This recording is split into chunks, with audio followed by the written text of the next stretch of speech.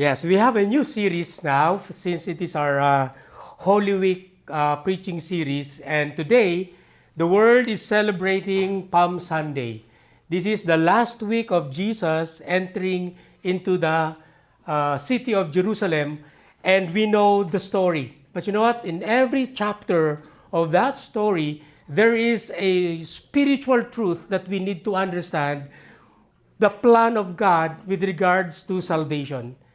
And I know this is something powerful to understand that what Jesus did on the cross is the salvation of mankind, the whole mankind. And it depicts victory over death, victory over sin and Satan. So this morning, we're going to talk about this first week of our series. And the title of our series is His Word. His Word. Okay? But before I share to you our series is last Sunday we talked about mission, the church's mission or the church's participation in reaching out every nation or every tribe. And the end of that message is that who we are as a church, what is our purpose, what is our vision, why do we exist as a ministry, every nation Lethbridge Center. Well, this is our purpose or our mission. We exist to honor God by establishing Christ-centered, not pastor-centered, not program-centered, but Christ-centered, Spirit-empowered, socially responsible churches and campus ministries in every nation. And we understand the vision of the ministry.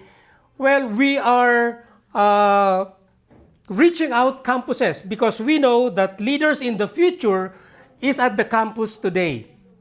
Okay? The leaders in politics, in business, or whatever, or any institution, they are now in the campus. So we want to reach out the students in the campus. And how are we going to do that? So by engaging to them, by engaging to our office mates, business mates, or classmates. By doing this, we are reaching them out so that they will come to know the Lord, so that a generation will follow and understand salvation and the work of Christ.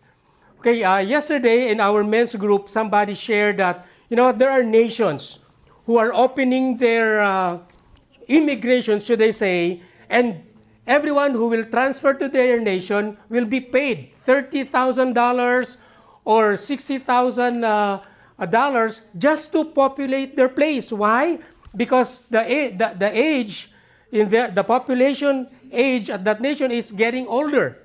So there are no more young people. There are no more people who are doing the business or doing the education in that place. So that's why they are paying people to populate their place. Now, we don't want that thing to happen that someday we're going to pay for people so that they will come to know the Lord. Okay, we are responsible for the next generation. How? By engaging to them. Okay, reaching them out. And last Sunday also, I shared this chart. Okay, so for example, if we're going to start discipling or engaging to people, in 6 month time, you will double yourself. Okay, to start one. Then if you're going to disciple from April to October, reach just one. Okay? So you will be doubled. Your disciple and you. And then if they're going to get one of themselves, another 6 months, you will be 4. And you know what? In 2.5 year time, you are already 32 in your group, should I say. But as a EN Lethbridge Center, if you are 35 here and we will be reaching out for one, then by 2.5 years, we will be 1,120. Let's just say 1,000. And that is a great number. only if we're going to engage with people in that 6-month time. But again, as a ministry, we will be there will be an ongoing training or seminar on how to engage and disciple. That's why last Sunday also, we finished our one-to-one training. Okay, so we were about 18. Okay, 18 in that training. And don't worry, there will be a second batch a month or two. We will be announcing that because we want you to be trained on how to do the one-to-one or how to do engaging, how to do discipling. Okay, because there is a so-called discipleship journey. 4 E's: establish, engage, establish, equip, then empower. We want to do that to each and every one of us here, knowing that we don't want, again, that Christian will be depleted. Okay, we want to populate the city with believers, with Christians. So that they will hear the Word of God. They will understand salvation. They will understand growth, faith, discipleship. And this morning, we're going to talk about, again, His Word. Our title in this series is so-called The Word. Okay, we have 4 weeks. Okay, this morning, we're going to talk about the promise fulfilled. Then next Sunday, we're going to talk about victory. And the third week, it will be holy. Okay, the Word of God is holy. And on the fourth week, we're going to have the Word of God is active. So the big idea why we have this series is God's Word is living, authoritative, and transformative. Do you believe that? Yes. Okay? Look at your neighbor. That is a transformed person by the Word of God. Because of the Word of God, because of the understanding what the relationship with Christ is, then that person is transformed. Now, when we receive it, trust it, and obey it, our lives are shaped by His truth and aligned with His purposes. His Word reveals God's heart. Okay, when we read the Bible, it reveals God's heart, guides our lives, and transforms us to live for His glory. That's the very purpose of our living, to give glory to Him. So, with regards to objective, okay, at the end of this series, we will develop a deeper love and reverence for God's Word, learning to trust its authority, okay, accepting the Word of God, applying its truth, and live in obedience so that our lives reflect Christ and influence others. Because of our understanding of the Word of God, then we can influence others. Okay, that's the main objective of our series. So, for today, week 1, we're going to talk about God's promise. So, when we say God's promise, it's the Word of God. And His Word is our firm foundation. We stand on the firm foundation. We stand on the rock, which is Jesus Christ. Okay? Remember John chapter 1, verse 1, in the beginning was the Word, and the Word was God, and the Word was with God. So the Word of God, when we read it, it's Jesus Himself revealing to us who He is. Okay? So this morning, we're going to talk about the triumphant entry of Jesus. Okay? The triumphant entry of Jesus in Jerusalem is a prophesied event. We're going to learn that later. So let us all stand up as we read the passage.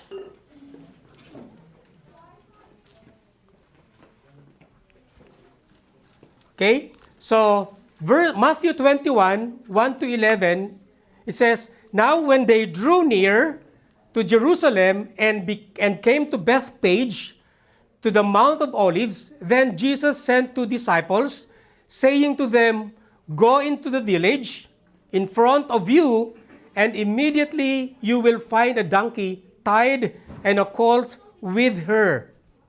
Untie them and bring them to me. If anyone says anything to you, you shall say, the Lord needs them, and He will send them at once.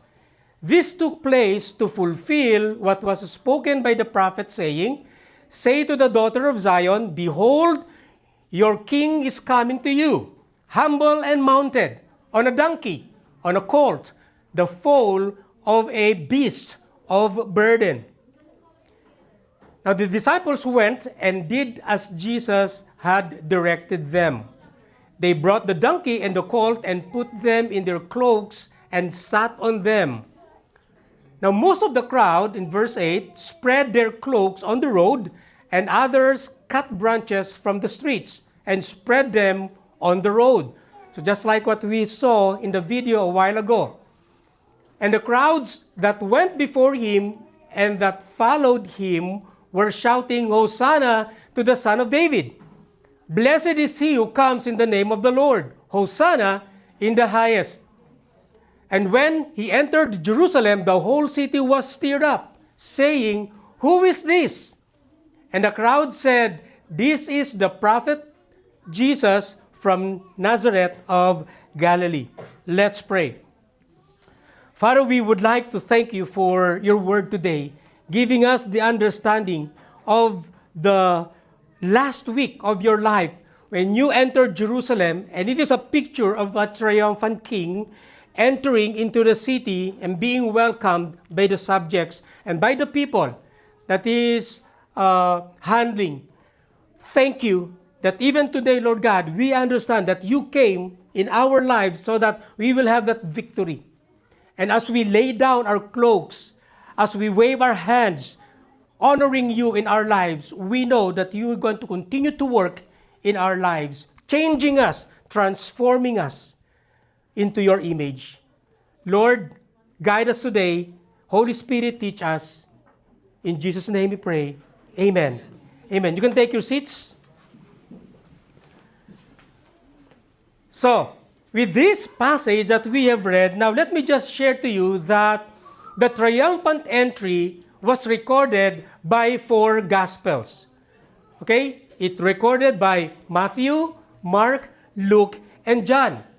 Now, and this is not the only event that, interestingly, the disciples or the writer of the Gospels wrote. Okay, so this is one of the 10. Now, let me just share to you the thing so that when you read your Bible, you will say that this is what Mark said also. While reading the book of John, you will read, I read it in the book of Mark. I read it in the book of Luke. Why is that? So again, there are 10 events in the ministry of Jesus where the 4 author of the gospel wrote. Okay? So number 1, okay, according to chronological order, okay, is the ministry of John the Baptist. Okay, the start, before Jesus started his ministry, he was introduced by the forerunner, which is John the Baptist. When he said, Behold, the Lamb of God who takes away the sins of the world. Okay, so that's that event was written in the 4 Gospels or the 4 books. The next thing is the feeding of the 5,000. Okay, the feeding of the 5,000. Then, the triumphant entry, that's the 3rd. And also, the Last Supper. Now, when I read the commentary about Lord's Supper or about the Last Supper, now it is not only the disciples were with him. Many followers were with him when they have the Last Supper. Okay, that is not only, that's not, remember the painting of Leonardo da Vinci? Okay, that all the disciples are there, 13 disciples. They forgot he forgot to draw the waiter who served. Actually, there are 14. No, well, he forgot to paint women. Okay, during the Lord's Supper. So there were women in the Lord's Supper or the Last Supper. Okay? Then, the prayer at Gethsemane. So this is also recorded in 4 books.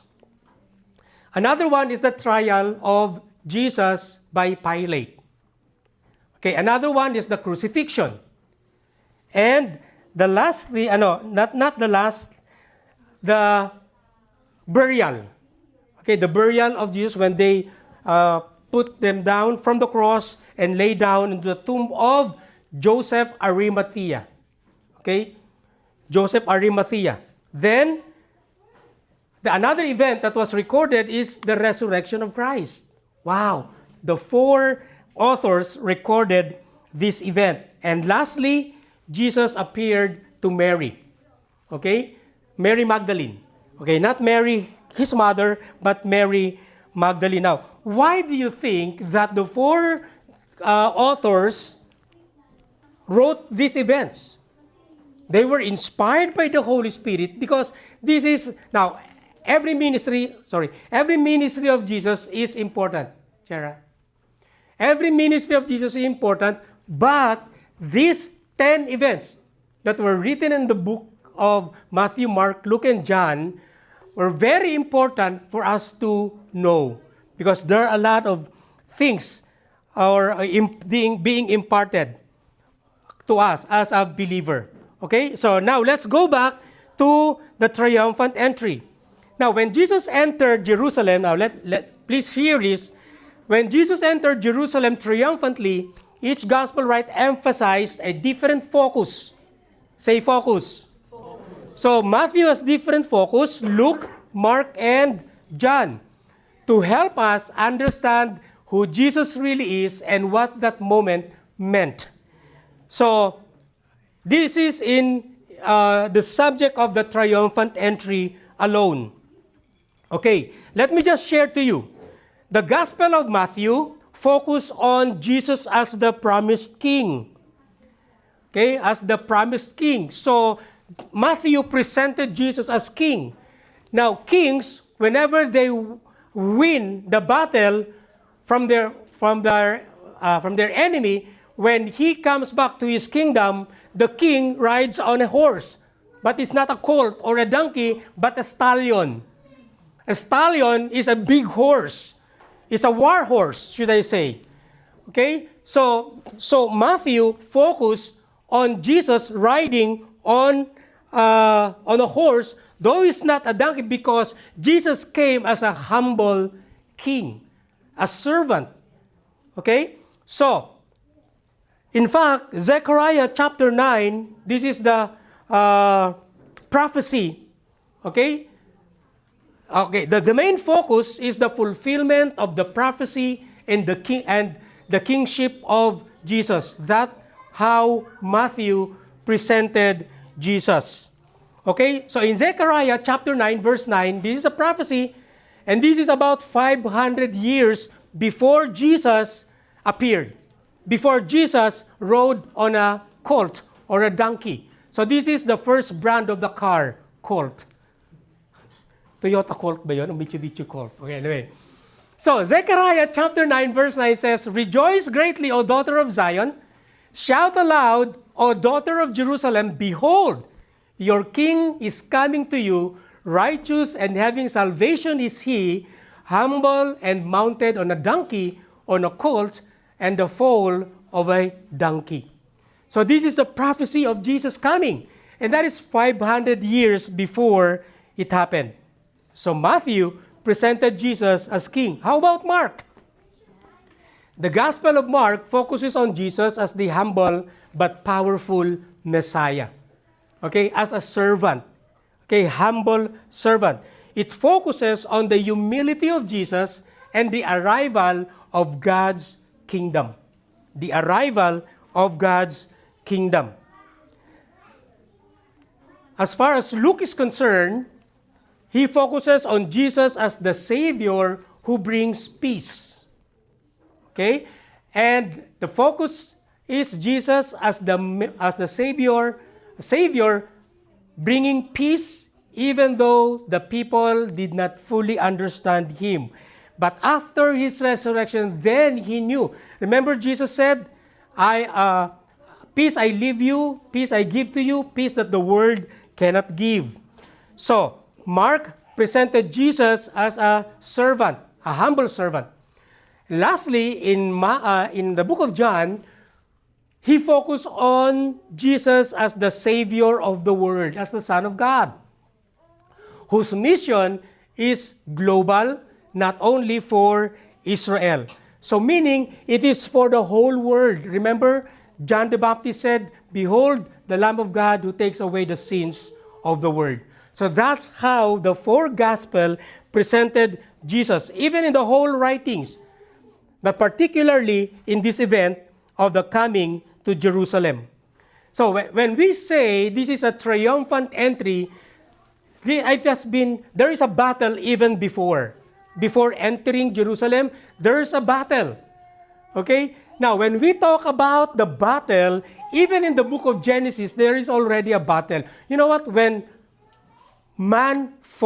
humanity fall to sin, the prophecy of Jesus has already been prophesied or has been mentioned in Genesis chapter 2. Now, listen to this. In Genesis chapter 3, verse 15, it says, "I will put enmity between you and the woman." So this is after the fall. Okay? So he is talking to the serpent. "I will put enmity between you and the woman." Okay, Eve. "And between your offspring," okay, the offspring of the enemy, "and the seed, and her offspring." Remember, this is singular. Offspring, seed.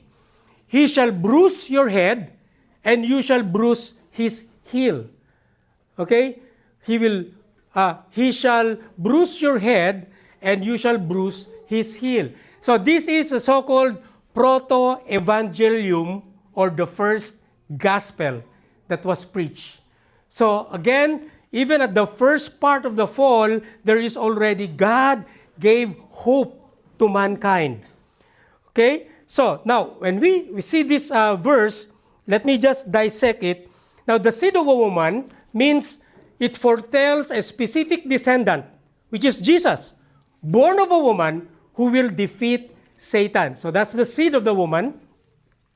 And there is enmity, conflict. Hostility is established between the serpent and the woman, and between their descendants. That's why in our time today, there is hostility between darkness and light, between the descendants of the enemy and the descendants of Jesus Christ, the believers, okay, the Christians. So that's the conflict that is happening now. Now, the victory, crushing the head. Okay, remember, he will crush your head. The Savior will completely destroy Satan's work and power. True enough, through crucifixion, he bruised his head. He crushed the head, the authority of Satan. Now, the sacrifice, bruising the heel. Okay, the Savior will be injured, referring to the crucifixion. Remember, he was crucified at his feet. Okay, but his wounds will not be fatal. It will depict victory over the works of the enemy. Wow, this is very exciting. When you read the Bible, you will understand, wow, this is the very reason why Jesus came. So I really encourage you to read the Bible. Now, going back to our story, the entrance in Jerusalem. There are three key aspects of this passage. Okay, number one is the preparation. Jesus sent two disciples to Bethpage to find a colt. Now, Bethpage means the place of unripe fig, or a place of unfruitfulness. Okay? Jesus sent two disciples to Bethpage to find a colt or a donkey that had never been ridden. Okay? So that's the preparation of Jesus. Now, the next aspect of the passage of entering to Jerusalem, the triumphant entry, fulfilled prophecy. Again, Zechariah, I mentioned it a while ago, showcasing the Messiah as a humble riding a donkey rather than a war horse, and signaling his role as a king of peace. And lastly, the crowd's reception. Now, we will observe what happened to the crowds, or the crowd. The crowd's reception, okay, spreading their cloaks and palm branches on the road to honor him. So whenever a king returned to the kingdom, people are rejoicing. They are throwing their cloaks. They are cutting branches.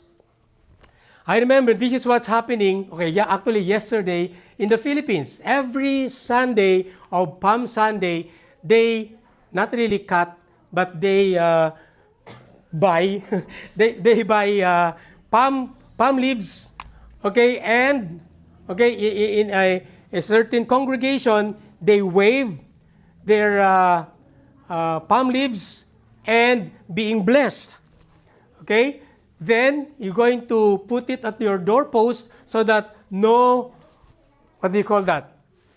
evil spirits will get into your place. So that's the tradition of that. That's why you will see withered palm leaves year round because of that. And you know what? That is what they use on a Ash Wednesday. They burn that palm leaves, withered palm leaves. They burn it and turn into a coal or an ash. Then they're putting it on their foreheads. Now, what I'm trying to say is this. When the king entered his kingdom, people are welcoming. Now, in the spiritual sense, this is what Jesus is telling to these people. That I came that you might have life. I came that you might have victory. And you will celebrate when you allow me to get into your lives. Your life will not be a storm-free life, but a storm-proof life. That's the purpose of Jesus coming into our lives. Now, we can see principles. We can learn principles in the passage that we have read in the book of Matthew, understanding what the Word of God is. Okay, let's go to point number 1. Okay, long introduction, but I know you learned a lot. Amen? Okay, so this principle that we can learn from this passage is that God's Word can be trusted because it is fulfilled. When someone promised to you and he fulfilled it, your trust to that person increases, right? But when somebody promised to you and he broke it, then your trust, what happened to your trust? It will fall. You will distrust that person. You will never trust his word again. Why? Because he failed. Now, when we see what Jesus or what God said, the Father, when he promised the Son, he fulfilled it. So Jesus' triumphal entry fulfilled what God has spoken long before. 500 years ago, it happened. Let me show you again, Zechariah chapter 9, verse 9. So during the time, they were in exile, hopeless. But Zechariah prophesied that there is a king that will give you hope. There is a king that is so victorious that as you put your trust in him, then you yourself will be victorious also. This is who Jesus is. He came in flesh so that when we experience his presence, then he will show himself to us. Now, actually, this is not the only prophesied verse. This is not the verse in the Old Testament that prophesied about the colt or about the donkey. In Genesis chapter 49, verse 11, this is the blessing that Jacob is giving to his descendants. The 12 children. So one of his children is Judah. Now remember, Jesus came from the tribe of Judah. So this is the prophecy. Binding his foal to the vine and his donkey's colt to the choice vine, he has washed his garment in wine. What can you figure in this type of prophecy? There is a blood that is coming down, and his venture in the blood of grapes. So this is the prophecy about crucifixion, about the suffering of the Christ. It has been prophesied more than 500 years, but 2,000 years before that fulfillment, or 5,000 years. Genesis and Malachi is about 5,000 years. Okay. God promised and He will fulfill it. What promises you receive from the Lord, or you're claiming? You claim and God fulfilled it. Or what promise that the Lord has given you, it is not yet fulfilled, but you are trusting God that someday it will come to pass. I have a lot. Okay? Sometimes every verse, I claim it. Lord, I claim it. I claim this. I claim this. But no, there is a specific promise that the Lord has given you. Okay? And as you receive it, peace and confidence will come upon you. Why? Because it is the fulfillment of His word. When the Bible says, "Fear not, for I am with you. Though you walk to the waters, I will be with you. Though you walk to the fires, you will not be burned." That's a promise of God. You claim it. Amen? And as you read the Bible, you can claim a lot of promise. When you're down, when you're worried, the Bible says, don't worry about anything. But in prayer, in supplication, with thanksgiving, let your request be made known to God. He is always with you. He said in the book of James, I will never leave you. Hebrews, I will never leave you. I will never forsake you. In the book of James, chapter 1, consider it pure joy when you experience various trials. Because that trial can make you strong, can make you mature. That's a promise of God. You claim it. Sometimes the very reason we don't claim the promise is because we neglect the Word of God. So that is the very strength that you can receive even in the times of your difficulties. God's Word is certain, it is reliable, and authoritative. If God fulfilled His promise about Christ, He will fulfill His promises in your life, in our lives. Our confidence should not be in feelings, but in God's Word. Sometimes we don't feel like worshiping God. Sometimes we don't want reading the Word of God. So let's not base our decision on our feelings. Why? Because every time we say, I don't like this, or I don't feel like reading, and if you will continue, then you will miss the promises of God. And also, don't make a lifetime, when we talk about emotions, when we are going, don't make a lifetime decision in a 5-minute emotion. For example, you are angry, and you will say, I will do this. But why? Because you're angry. Then you regret because you made a decision out of 5-minute or 3-minute anger or emotion. Do you understand me?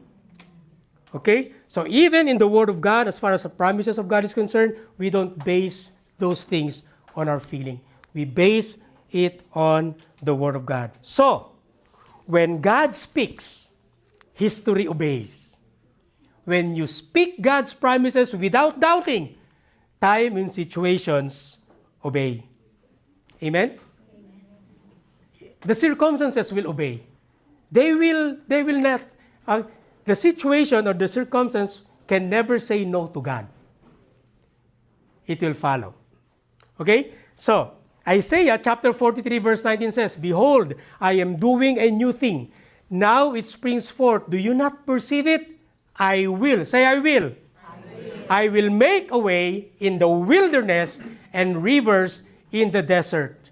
Even if there is no way, God will make a way. Oh, this is one of the popular song of Don Moen.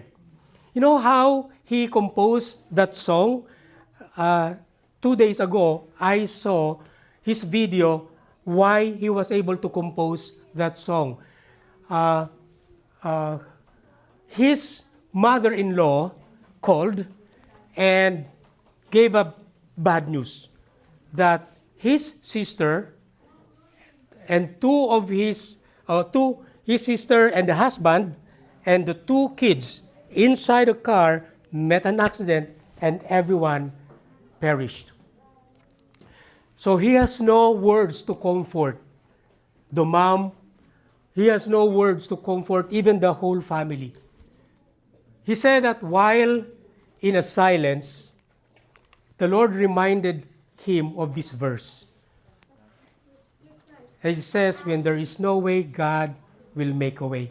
That's why he sang that song, God will make a way when there seems to be no way. So that's the most popular in the 90s.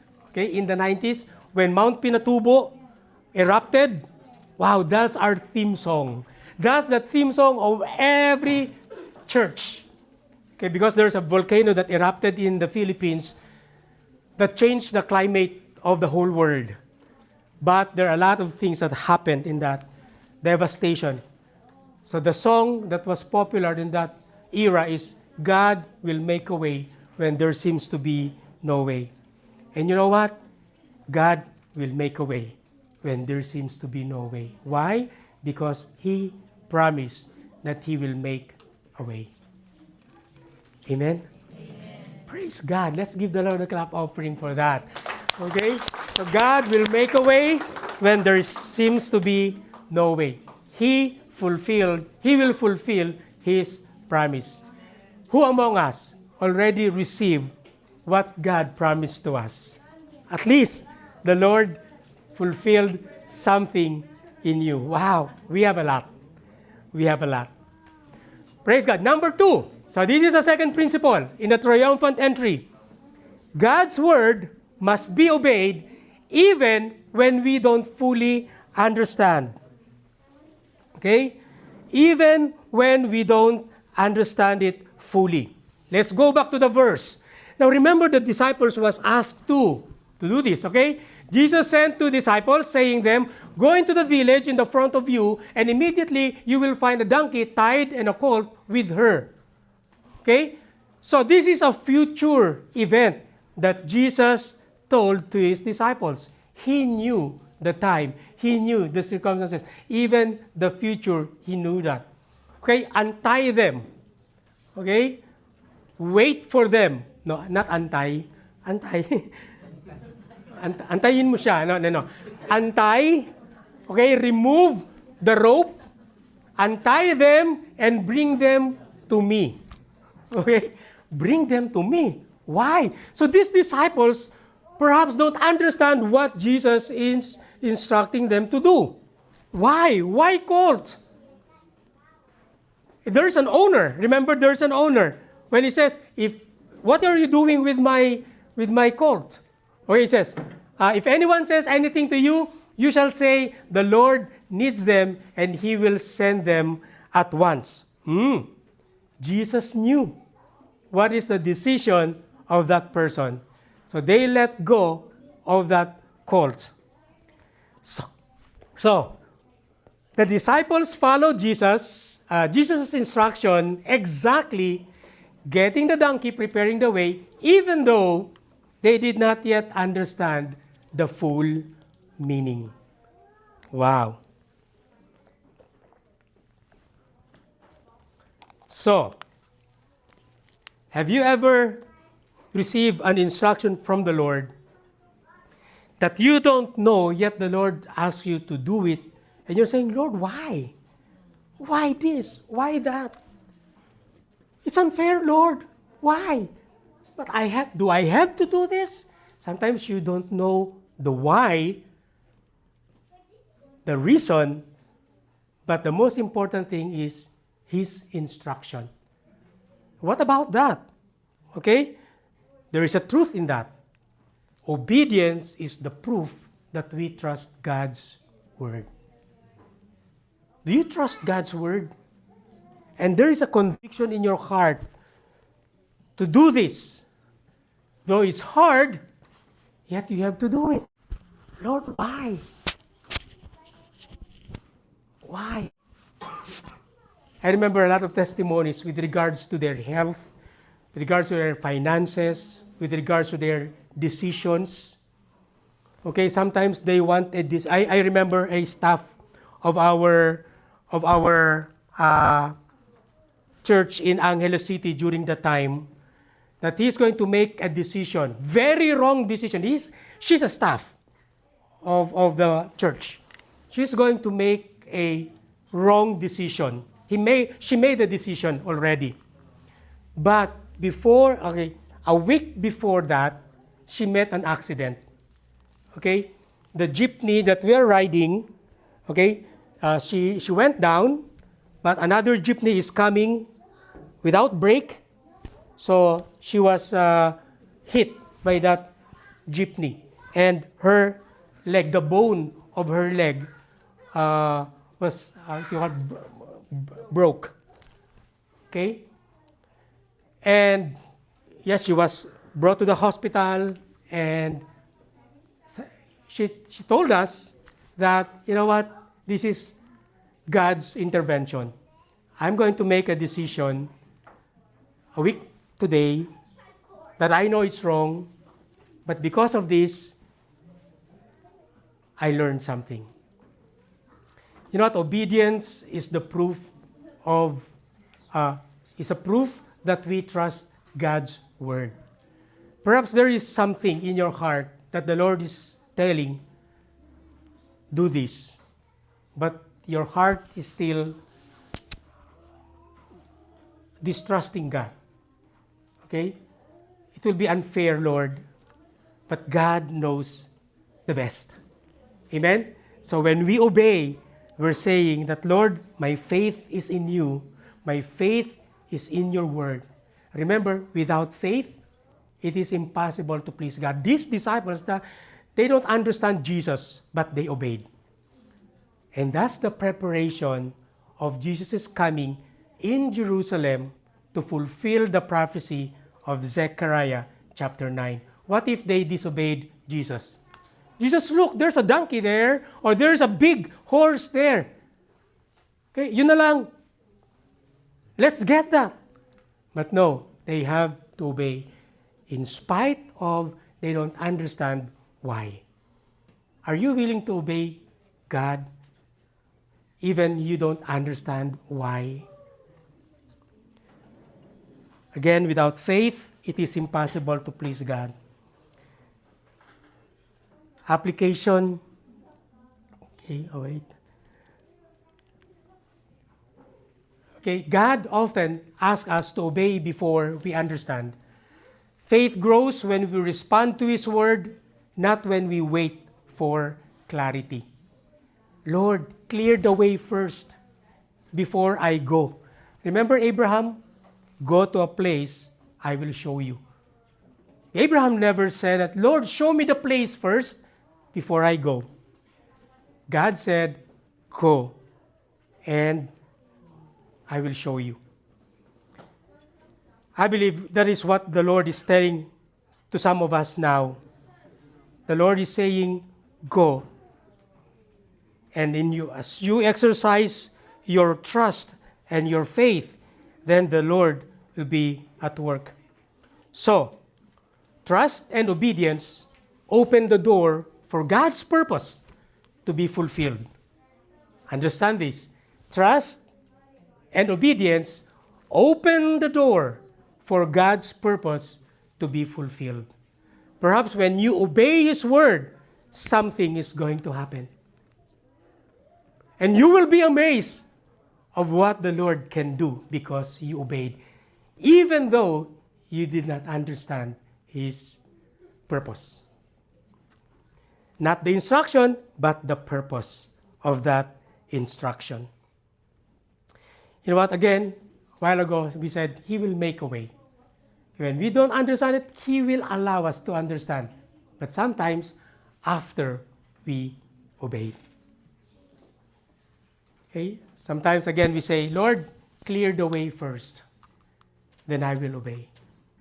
I heard a story about a guy who is praying and believing for God's purpose in his life. So he rode his motorbike, then went to the mountain, okay, not in the winter, but in the spring. Praise God, it's spring. Okay, he went to the mountain, but he fell at the cliff. Oh, Then, good enough, he was able to grasp a branch on that cliff. And he is a believer, said, Lord, if I will be rescued from this place, I will serve you full time. I will give my tithes to you. I will serve you as a volunteer in my church. Lord, please save me. And he heard a voice that says, get off. Let the branch, let go of the branch. Yes, let go of the branch. Lord, I don't know what's down there. I can't let go of this. Let go. Okay. Let go of the branch. Lord. You know what?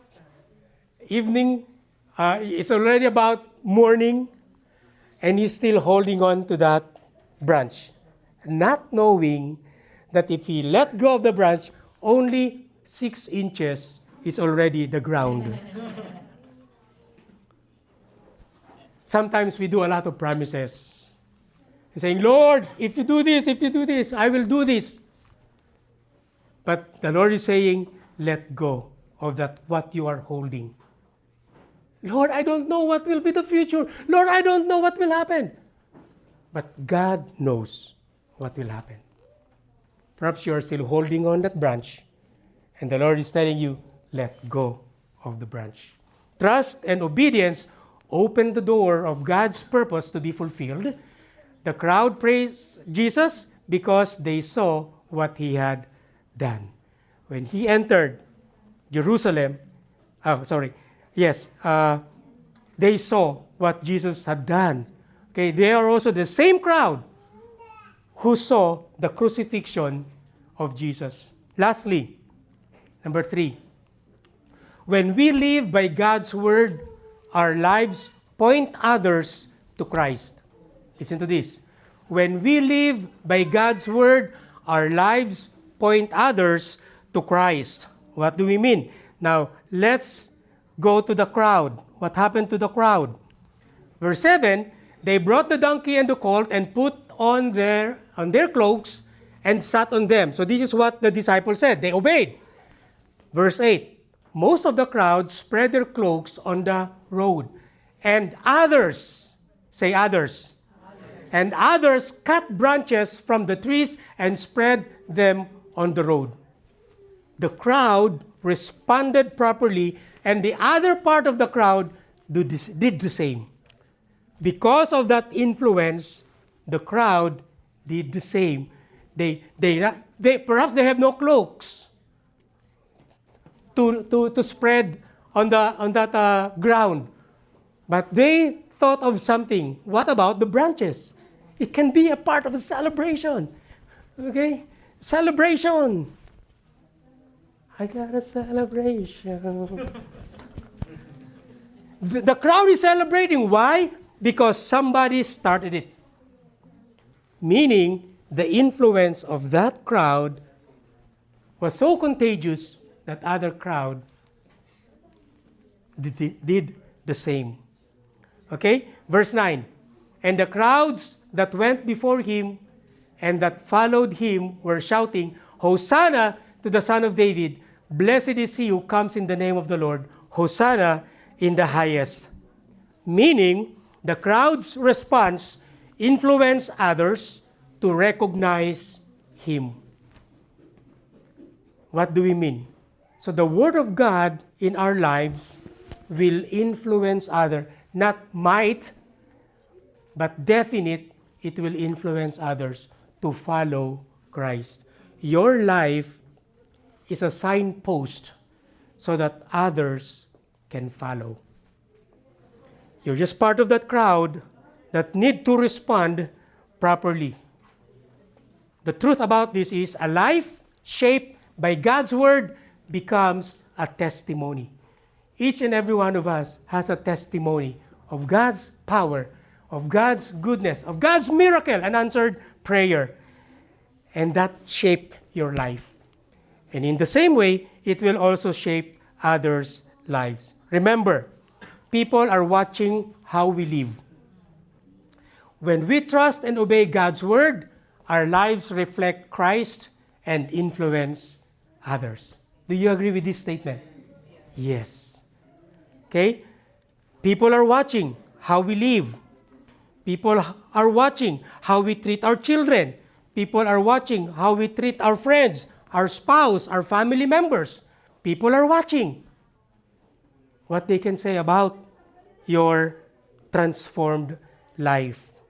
Okay? So the Word of God in us becomes the witness of Christ through us. Amen? The Word of God in us becomes the witness of Christ through us. True enough, 2 Corinthians 5:20 says, "Now then, we are ambassadors for Christ." Okay, we are ambassador for Christ as though God were pleading through us. God is using us as a representative. We implore you, Paul said, on Christ's behalf, be reconciled with God. So we are the carrier of the message. What is an ambassador? Okay, I'm about to close. Okay, about means 30 minutes more. No. I'm about to close. So what is an ambassador? Now let me share to you the definition of the ambassador. An ambassador is the highest ranking diplomat sent by one state or country to another, serving as the official representative or representative of their government to a foreign country or international organization. They lead embassies, manage diplomatic missions, negotiate, protect national interests abroad, often enjoying diplomatic immunity. Now, what is the biblical meaning of being an ambassador? Let me share it with you. In the biblical context, an ambassador is an authorized messenger. Each and every one of us is an authorized messenger, or the official representative of the highest power, that is God, a king, tasked with conveying the message, negotiating, or acting on their sovereign's behalf, particularly in a foreign land. You know what? This world, this earth, is a foreign land for us. This is not our abode. This is not our inhabitant. Okay? This is not our place. We are sojourners. We are travelers. Someday, we will leave earth. So we are representative of God. We are ambassadors of Christ. Spiritually, Christians are called ambassadors for Christ, representing God's kingdom on earth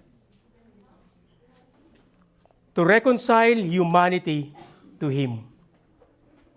Again, this is our role, reconciling humanity with God, with Jesus.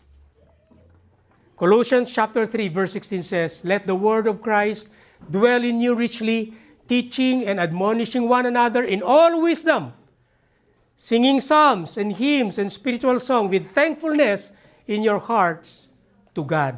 So what do you mean? The Word of God. Let the Word of God dwell in you, dwell in me richly. Conclusion. Okay, let me conclude. Yes, Rafa, you can come. Okay, so Jesus, let us read the conclusion. 1, 2, 3. Jesus has... Okay, one more time. 1, 2, 3. Jesus says... Yes. Yes. That's true. Okay? He can be trusted. His word can be trusted. God's word must be obeyed. And God's word transforms lives. The question is the word of God transformed you? Or is the word of God transforming you daily? My prayer is that the word of God will continue to wash us. To close with a story, you know what? Imagine a mirror covered with dust. The mirror is still there, but it no longer reflects clearly. The more dust that covers it, the harder it becomes to see what it is meant to reflect. It is being covered with dust. You know, our lives are like that mirror. When we ignore God's word, when we choose our own way instead of obedience, the reflection of Christ in us becomes unclear. Dust are coming. People no longer see Him clearly in our lives. We are just like mirror. And the reflection of Christ cannot be seen. Why? Because they're full of dust. But when we trust God's word, when we obey, even when it is difficult, then we apply this truth daily, the dust begins to disappear. And little by little, Christ is reflected more clearly through us. That's what mirror does. And that is the real goal of Christian life. Not just to know the Word, but to live the Word, so that the world can see Christ through us. Again, the goal of Christian life is not just know the Word, but to live the Word so that the world can see Christ through us. Let's pray. Thank you, Jesus. Lord, indeed that your word will change our perspective, will change our minds, our hearts, our actions. Lord, perhaps the very reason why we are experiencing these difficulties in our lives, because we neglect your promises, we neglect your word. Help us, Lord, to go back to the basic. And that is to read your word and claim it and apply it into our lives. We will never be perfect, Lord God, but you can change us daily. Lord, we are not praying that you remove the dirt in our lives. I am praying that we will surrender it to you. Sometimes we pray, Lord, remove these things in my life. And you stay silent. Because you are waiting for us to realize that it's not for you to remove it, but it is for us to surrender it.